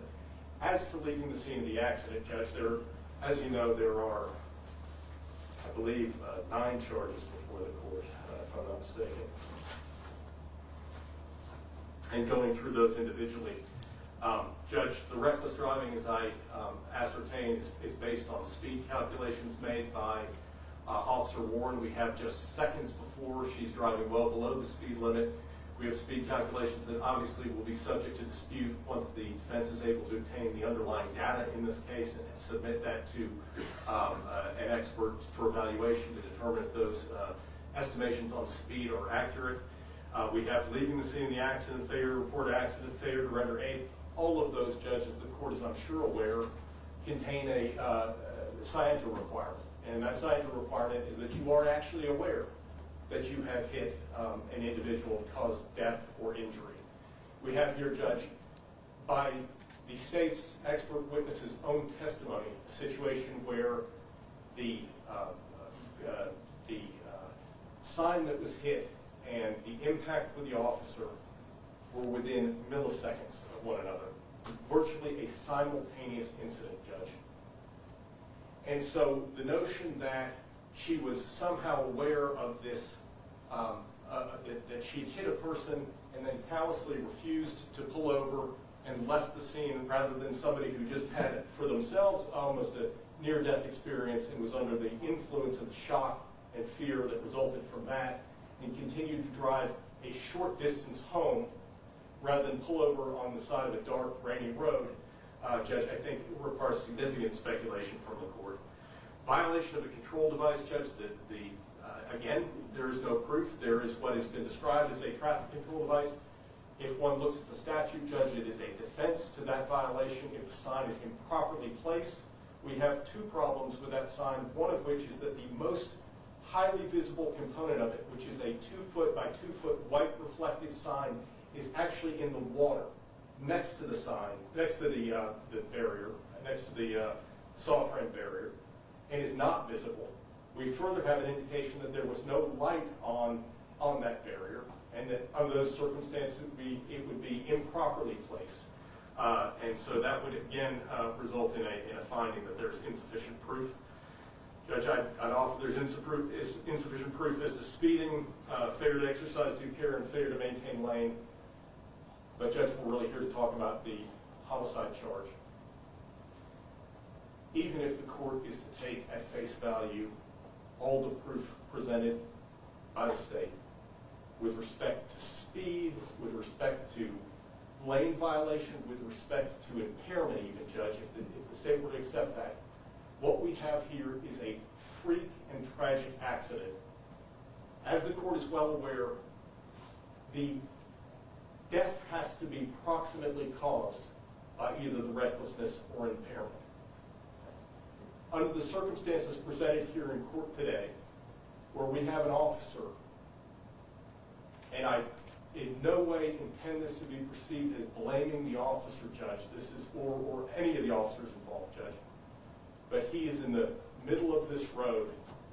He is apparently insensible to the sound of his partner yelling at him to get out of the road. It appears he is leaning over possibly to pick up the sign that has fallen into the water, the white reflective sign. Judge, he is standing within feet of that sign. It is hard to say that any of us, regardless of our condition, would be in a position to observe and avoid that accident, Judge. And if impairment or recklessness has to be the proximate cause of the death in this case, Judge, we have myriad factors that show this to be a tragic and unavoidable accident. Judge, as to the issues of bond, I don't know if the court wants to take it up separately. I would like to. And just for, and I don't think, Cindy, typically I'd allow you to respond to this, but I'm not sure that's particularly necessary. So at this time, the arguments you make, Mr. Gallagher, concerning the proof presented certainly are decent, or possible jury arguments that I know that you're going to make. They're just that. I believe that they're jury arguments, and I think they're jury questions. I think at the probable cause level, I heard more than enough. Saw more than enough to bind every one of these particular charges over to the grand jury. I also, even circumstantially, the evidence that was presented, I think is enough at the probable cause level to bind over the failure to render aid and the same charges. So respectfully, I do understand the argument that you are making here today. But again, I feel like at this level, the burden that the state is, I believe certainly met here today on all nine of the charges. So let's turn to bond if we can. I also at this time, I understand General Pinkston, and if you want to respond to this, I'm inclined right now, based on the proof I've heard, to not alter the subsection of the homicide charge. I think that can be done down the line. Certainly, we'll consider the proof you've heard for the purpose of bond, but I'm inclined to keep the charges as is, as I've heard them, as they're currently sworn out, and bind those over to the grand jury, understanding that they can be adjusted in the future. So, with that being said, I'll certainly consider any proof we've heard today, in addition to any other proof that anybody wishes to put on or proffer. If there's no objection, let's turn to bond now. Judge, I would call Cindy Mossgrove as a bond witness. All right. Mossgrove, Officer Long, Cindy Mossgrove. You didn't yell at your honor.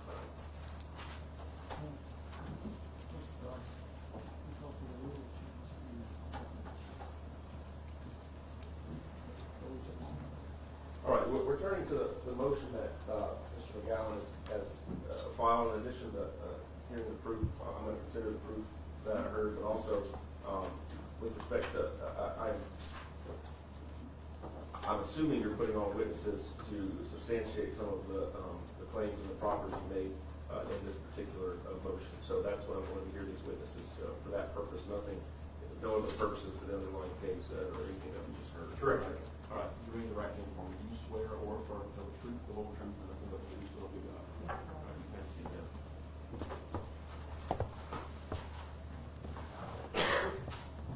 Would you state your full name for the purpose? Yes, it's Cindy Mosgrove. Do you know the defendant?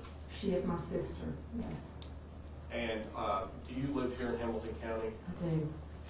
How long have you lived here in Hamilton County? All of my life until about age 46 or so, I moved up to Monroe County where my job transferred me to Knoxville. So I lived up there for approximately 11 years, and then we just moved back down here in April. Over that 11 years, did you continue to stay in touch with your sister? Oh, absolutely, yes. Okay. Do you know about her, well, tell us a little bit about your own background, if you would. Okay. I worked started out in the Postal Service. I had ended up having 32 years. I retired in April. But the last 23 of my years of my career, I was an investigative analyst for the Postal Inspection Service, their federal law enforcement branch. And I, conducted investigations and ran criminal histories and looked for fugitives and, all of the things that investigative analysts do. So I was very proactive in the law enforcement community. How old is your sister?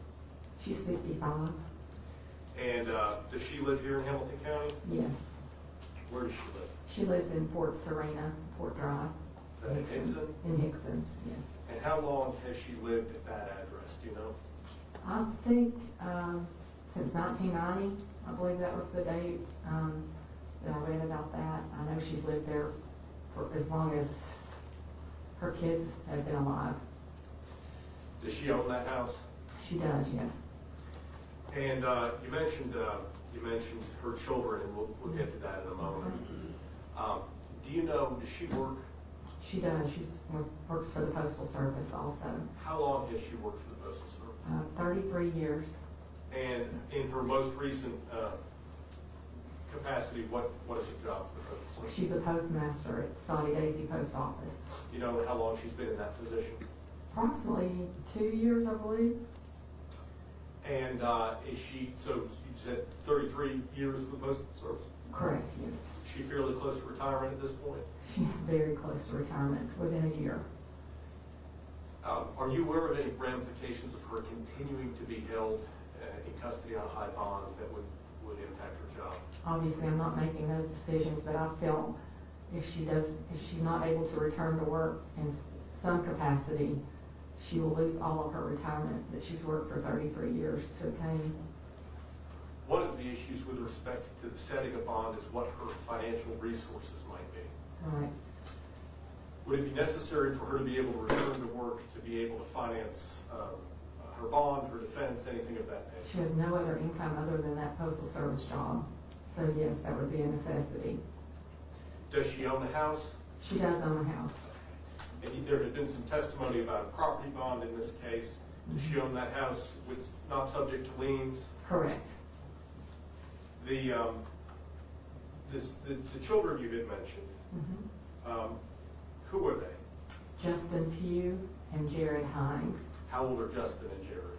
Justin is, you tested me on these things, 34, and I think Jared's 28. Are they here today? They are here. Who else is here in support of Janet? Lots of people Okay. here. Well, let me tell you this. Part of the question in bond is whether she has ties to the community that would make it likely that she would return to court and see this case through to completion. Yes. Okay. Who quickly identify, if you would, the significant figures who are. Our parents are here. They're 80 and 81 years old. Specifically, not in great health. And so, Janet is very instrumental, and she lives fairly close to my parents, and she's instrumental in taking care of their needs a lot. She takes food to them on her lunch break and looks in on them a lot. Of course, I'm back now, which helps a lot too, but, you know, she does help a lot with our parents. Both her children are here. She has a lot of bunco and different types of community. She's in like bunco groups where they play games, and she's got a lot of just friends from different sides, you know, just different social activities that she has. And several post office friends are here too today. Other than Hamilton County, does she have extensive contacts anywhere else in the country, or the world for that matter? None that I know of. You mentioned your parents' health. Could we talk a little bit about Janet's health? Absolutely. She's been in custody since Monday a week. Explain to the judge, if you would, what you know about Janet's health conditions at this point. Well, unfortunately, I know a lot about it because I have the same condition. So does our father. So we were born with a genetic defect where we have a bicuspid valve in our heart instead of a tricuspid.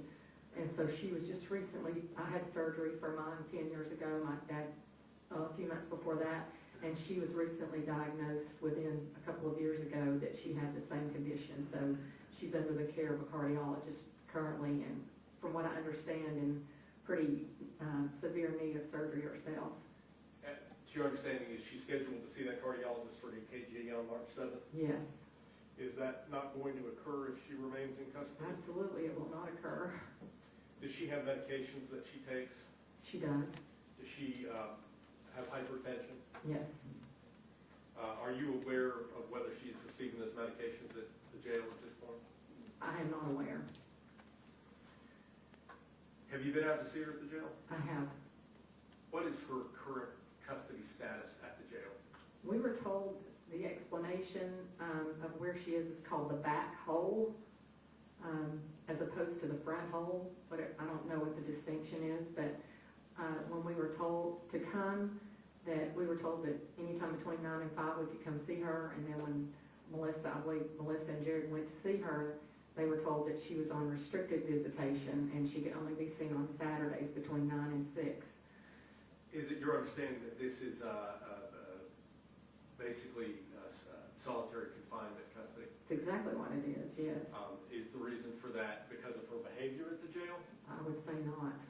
Is the reason for that because they're concerned for her safety because the law enforcement officers involved in this incident? Possibly. You not know of that? I don't know. Okay. Yeah. Are you aware of any past criminal charges against her, any convictions against her? Not aware of anything, no, sir. The resources available to her to make bond, does she have a significant savings separate apart from her pension? No. Do you know offhand what her resources available are besides the property to post for this? Just her job. Do you know what that property is worth? Approximately $100,000. I believe, Judge, that may be all I have.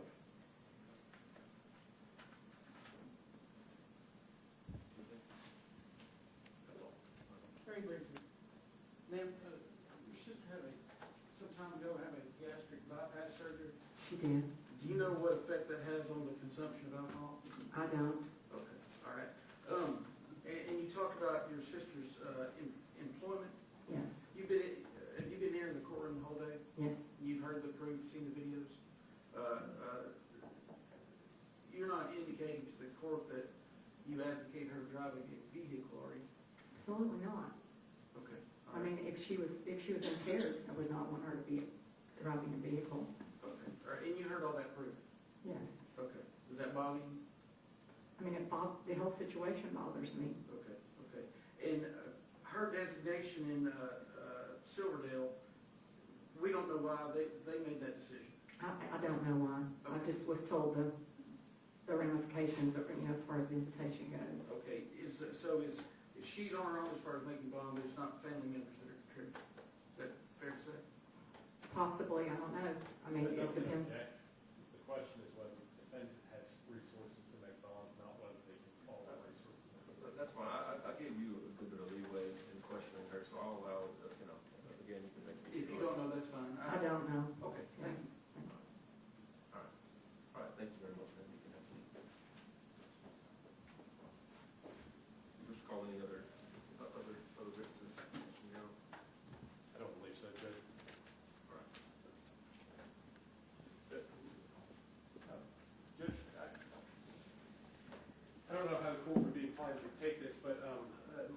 There are individuals here who would vouch for the defendant. If the court wanted them to be sworn and heard, I can do that. I can have them stand up in the courtroom. It is simply following the language of the statute that they are reputable members of the community. I can identify who would be vouching for her. One, and let me ask this to General Kingston. I mean, there are quite a few claims and individuals, claims in the motion, individuals here. Are you disputing any of the things that are proffered? Obviously, you have your argument concerning some of the elements that would warrant a certain bond. But is there anything factually concerning Ms. Hinds and that's contained in her motion, or anything that concerning any of the individuals here that might be willing to quote unquote vouch for her? I mean, are you disputing anything? Or? The dispute would only be in the motion would be under number 6, number 8, and number 9. But as I read those don't apply to members of the community and them being here to vouch for her. Those are more factual arguments and whether she's a flight risk or not. Well, subsection 8, I believe this talks about being members vouching for her. So you're referring to I'm sorry. number 9, or excuse me, the Subsection 7. 7. Yeah, I'm not disputing number 7. All right. 6, 8, and 9. Okay. Again, I think the confusion is number 8 is how the statute reads, right here. but that factor here is number 7. All right. Well, if there's any, I mean, I'm not sure there's any further proof necessary other than kind of more argument. So, all right. I'll let you start, and this is your motion, and then I'll let you take some response. Judge, I filed a motion that I won't go into it in great depth. I'd ask the court to review it. This court well knows that bond, the court is constrained to set bond at an amount no higher than is necessary to assure two purposes. Two purposes are that the defendant appear for their trial ultimately in the case, and that the conditions are set to protect the community judge based on their prior record. There is no proof of a prior record having been offered in this case, so I restrict my argument to the first of those conditions. Judge, this is somebody whose contact with the community could not be stronger. Somebody who has ties here and nowhere else. This is someone who has worked for the federal government for upwards of 3 decades. She has been in a position of high responsibility at that job. The additional questions for the court as laid out, I believe we've taken testimony about particular factors. Her health concerns are a major one at Silverdale. Right now she's being held on as restricted a custody as one can be held at in that facility. As the court knows, bond is not punitive, and it is in no way intended to do that. However, short of the death penalty, I think solitary confinement is as punitive a sanction as one can impose, and I'd ask the court to take that into account, as well as the further implications for her 3 decades long career. She's held in custody on a bond she cannot make. Her resources are limited. She has access to the property, and a property bond could be made in those circumstances. I understand that the prosecution is likely to argue that she's a flight risk based on several factors. I'd like the court to take into account that the factors of allegedly leaving the scene all are contingent on whether she understood within that millisecond whether she had hit a sign as well as a human being, Judge. And so I ask the court to recognize that according to the state's own witnesses, 3 o'clock the next day, counsel was making efforts to contact the police to arrange for her to turn herself in. The court has not heard any testimony indicating that counsel or anyone else in my office was ever contacted and requested to turn her in any earlier than when we had contacted TBI the next morning, Judge. The simple fact is that a property bond can only be made on a weekday morning. Someone cannot turn themselves in before a warrant is actually issued, and at least my advice would be should not do so before a warrant is issued. And so therefore, Judge, there is nothing that I think is before the court that indicates the delay is anything other than related to the property bond. The state might cast whatever aspersions they may in speculating that this delay was an intention to delay the testing for drugs or alcohol. There was a innocent explanation as to why, and there's further innocent explanation as to the availability. Had she been asked to turn herself in earlier, that could have been arranged. In fact, counsel had to reach out to TBI to make the arrangements. So, Your Honor, I would ask the court to set a bond that is fair, and fair means what is going to bring her to court. Obviously, if her property is worth $100,000, that limits the amount that the court could set that she can then reasonably make on the bond. And so, Your Honor, I'll tell you quite frankly, based on the bond amounts that I've filed in my petition over between 2011 and 2019, I would ask the court to take a note of those. I understand the state's not objected to the entry of those into the record. And just for the record, these are all, I can take judicial notice of these particular bond amounts. These are all of the vehicular homicide, both reckless and by intoxication, including those where the defendant left the scene that were set between 2011 and 2000 and now. Yes, Judge. What I can tell you is that we had requested of the clerk's office to provide public records, so these are additionally public records, and we had asked them to provide to us bond amounts in vehicular homicide cases. It's an incomplete list, Your Honor. It may indeed be an incomplete list. There are some that are on here that were expunged. There are that we omitted from the list that we had received. But I would ask the court to note that this is the list that was provided to us by the clerk's office, and it is 12 cases, 10 of which were by intoxication. Again, I reiterate that the proof before the court is not of intoxication, and the charges before the court are not of intoxication. Intoxication is a B felony. Vehicular homicide, it carries 8 to 12 years in state prison. That as of changes in the law, that imprisonment is mandatory. Judge, she is charged as it stands with a C felony, vehicular homicide by recklessness. It carries a 3 to 6 year sentence.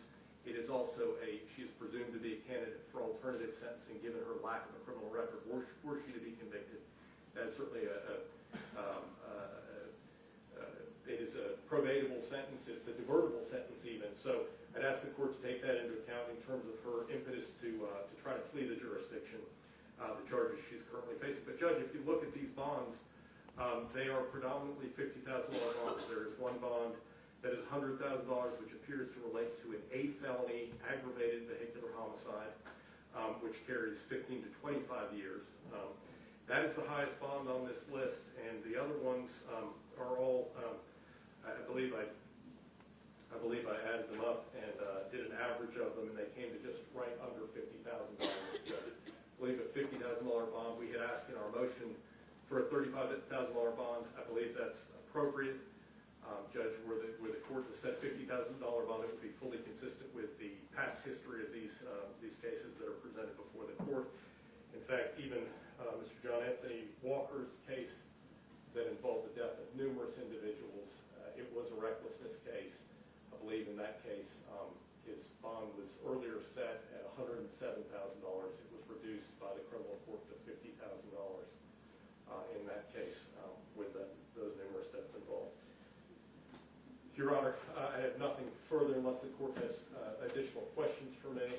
We would just ask that the bond be set consistent with the requirements of the statute. Very briefly, Your Honor, we received this motion with this chart of bonds yesterday afternoon, yesterday evening. I know just from a cursory glance this morning that it's an incomplete list. There was a case out of the 3rd Division, vehicular homicide by intoxication, where $500,000 bond was set. The defendant in that case was convicted. The problem when you're comparing bonds or cases, that opens the door for them to, for instance, the state could then start comparing what dispositions were in these cases versus what it could be in Mrs. Hinds' case, and I think that'd be inappropriate for the state to argue, but at the same time, it's inappropriate for the defendant to argue that based on other cases. But I will note on the chart that they provided, Mr. Walker, Mr. Whaley, and in this other instance, Mr. Brewer, none of those defendants left the scene. They stayed on the scene. I know that Mr. Whaley and Mr. Walker themselves actually We're trying to help victims, which is far different than what we have here. We have an individual who flees from the scene, and her whereabouts are unknown. She's already apparently predetermined when she'll turn herself in, according to the text message the officer got.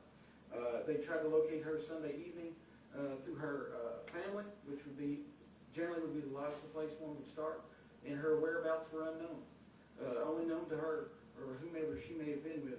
We know on Sunday when the vehicle is located, she's not at home, no one's at home, and it's her daughter-in-law who provides a key to the house, not herself. And so, but the other thing that the court has mentioned, as Mr. O'Gowan points out, right now it's just a C felony, vehicle homicide by recklessness. But as the court's indicated before the court, our evidence of possible evidence of impairment and consumption of alcohol very close in time to this particular incident. So the state's case, since the warrants were sprung out on Sunday, has the proof has increased. And although the court may not, at this point, has already determined you're not going to change the charges, I think that proof can be considered as far as that relates to bond, why she would not have turned herself into that Monday morning. And so, if anything, the bond should remain the same.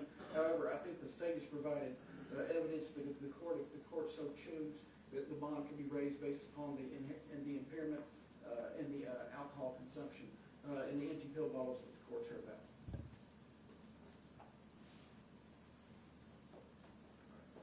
Anything further?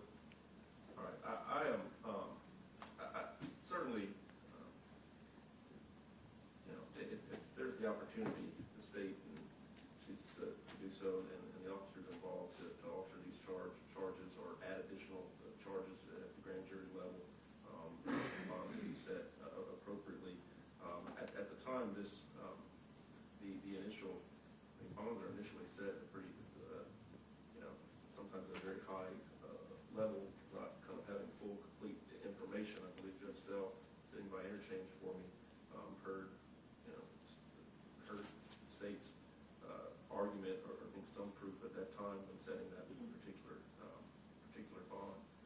I bound this over as a vehicular homicide under the recklessness subsection, but I am going to consider some of the proof that I heard today concerning alcohol consumption. Whether this is a complete list or there are some cases that are left off of this list, certainly the $250,000 bond that's currently set on the vehicular homicide is quite high for this particular type of charge at this particular level. As both parties are aware, the purpose of bond is to secure the defendant's appearance in court. In reviewing the various factors, I don't think it's disputed, or the state is disputing, Ms. Hinds' ties to the community or her past criminal history, some of the other factors that do weigh in her favor. What is really at issue here is the time in which this incident occurred and when Ms. Hinds turned herself in to be booked. I believe initially it was stated before Judge Sell that might have been a few-day period before that occurred, but in actuality I think there was at least discussions by her counsel the following morning after this incident occurred for her to turn herself in. I don't believe that there was some proof offered by the last witness, the sergeant, that he was alerting some folks to have her turn herself in that particular day, but I did not hear any proof that was in fact related to counsel, and certainly can speculate as to why someone would wait an additional day, and I think that the state is making that argument. But again, in reviewing the various factors, I certainly think the public safety should be considered. As for that, I believe placing her on house arrest, allowing her only to leave for work purposes. However, she cannot even drive in the event she is on house arrest. I'm also going to add as a condition of her release, based on the proof I've heard, alcohol monitoring, an alcohol device in drug testing, which is a part of house arrest typically, but I'm going to add the testing for alcohol and actually wearing a transdermal monitor as part of my conditions of release. Concerning the actual, in addition, I don't know if this has already been done, but I think this particular incident, in light of the facts I heard, I think surrendering her license again, as well as her passport, is a reasonable condition in this particular case. I'm keeping the bonds the same on all the other charges. I will set the bond based on all the proof I've heard today. Again, understanding that this bond can be increased or changed with additional charges at the grand jury. I'm going to set that bond at $100,000. I'm going to keep the remaining bonds the same. So whether that adds up to, I'm going to set it 10, I'm going to set it 25, I'm going to set it 5, I'm going to set it 1, I'm going to set it 1, I'm going to set it 1, I'm going to set it 5, and the following, the remaining charge is set at $1,000. So whatever that math adds up to will be the total bond that's currently set. I think that is reasonable after the proof that I've heard, understanding that the bond amount is not punitive, but to ensure her return to court. Again, I'm going to keep this particular case as charged, finding this over with everyone's understanding that this could change. I appreciate everyone's patience here today. Are there any final matters that need to be addressed prior to finding these cases over to the grand jury? Nothing to say. All right. Thank you all. If we could have an orderly, there's a lot of folks in here, so if we want to take, if you need to speak, take the defendant, but also if there's a lot of folks standing, I think we can make some room, and if we can try to get out of here in an orderly fashion, I think that's doing it, and folks coming in as well. Right,